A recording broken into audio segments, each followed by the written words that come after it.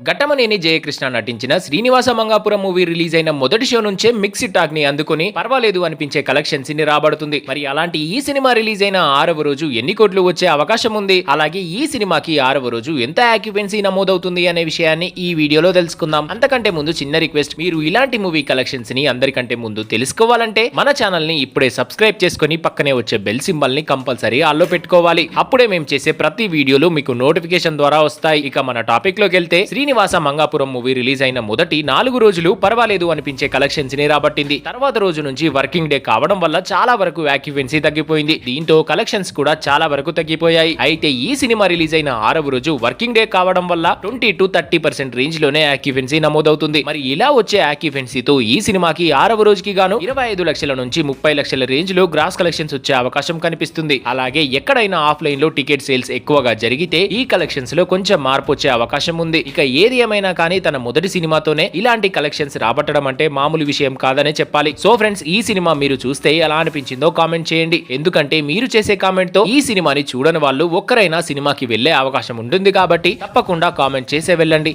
Thanks for watching.